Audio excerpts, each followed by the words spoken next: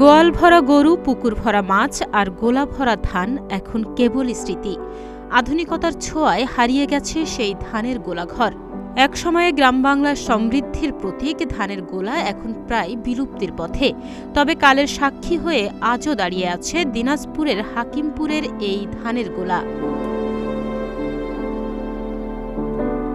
উপজেলার বোয়ালদার ইউনিয়নের বৈগ্রাম গ্রামের কৃষক সাব্বির আহমেদ সবুজের বাড়ির খোলায় আজও দাঁড়িয়ে আছে এই ধানের গোলাঘর।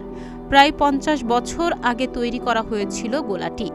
এখন জরাজীর্ণ অবস্থায় জায়গা দখল করে দাঁড়িয়ে আছে। প্রায় ১৫ বছর যাবৎ কোনো কাজেই আসে না গোলাঘরটি। হয়তো কিছুদিনের মধ্যেই এই গোলাটিও ভেঙে ফেলা হবে।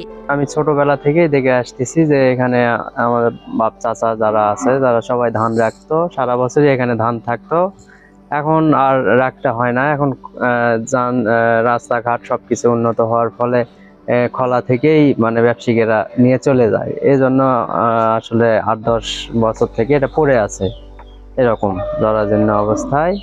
এখন আমরা খলা থেকেই ধানটা বিক্রি করে দিতে পারি, এজন্য এটার প্রয়োজন হয় না। এটা আমাদের কালের সাক্ষী হিসাবে এখনো আছে। ধান সংরক্ষণের বিষয়টি যেন হারিয়ে গিয়েছে। ক্ষেত থেকেই বিক্রি হয়ে যায় ধান, কখনো বা ঘরের উঠান থেকেই।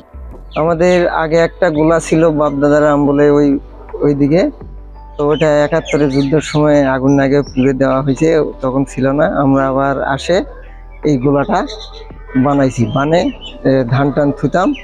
এখন আর থোয়ার মতো পরিবেশ নাই। এখন মনে করেন যে মাঠের থেকে ধান নিয়ে এসে খলার থেকে বিক্রি করে দেওয়ার পরে আর এখানে থুই না, এইরকমই আছে। এখন আর ধান টান আর থুই না। অতীতে গ্রামগঞ্জে প্রায় কৃষকের বাড়িতে ধান মজুদ রাখার জন্য বাঁশ, বেত ও কাদা দিয়ে তৈরি করা হতো গোলাঘর। পরে গোলাঘরের গায়ে, ভেতরে ও বাইরে বেশ পুরু করে লাগানো হতো মাটির আস্তরণ। গোলাঘরের প্রবেশ পথ রাখা হতো উঁচুতে, যাতে করে সহজেই ধান চুরি না হয়। এসব এখন বর্তমান প্রজন্মের কাছে কেবলই গল্প। আমি দেখছি যে নাম জানি ধানের গোলা, তারপর বাবারা বলে যে এখানে ধান রাখতো। তারপর এখন থেকে রাস্তা থেকে নিয়ে যায়, খরা থেকে নিয়ে গিয়ে ব্যবসা গুডাউনে নিয়ে যায়, বেচা কিনা করে। আবার হয় না, এখন এটা পড়ে থাকে, কিন্তু এখন খলাই থেকে নিয়ে যায় ধানের ব্যবসায় দিয়ে। ধানের গোলা আমার বাবা মারা যাওয়ার পর এখান থেকে ভাইরা করে তখন ধান ব্যবহার করে এখন আর করি না। ওখানে ছিল থুয়ে থায়ে ধান ব্যবহার করি, বানাকুটা করি, সিদ্ধ শুকান করার পর আর আর করি না।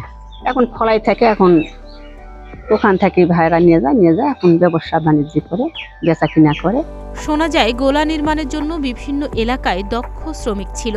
তারা বাড়িতে এসে বাঁশ দিয়ে তৈরি করত এসব ধানের গোলা। কাজ না থাকায় এখন তারা বিভিন্ন পেশা বেছে নিয়েছেন। বর্তমান প্রজন্মের কাছে তাই ধানের গোলাঘর কেবলই স্মৃতি হয়ে থাকবে। তাহনিয়া ইয়াসমিন, প্রতিদিনের বাংলাদেশ।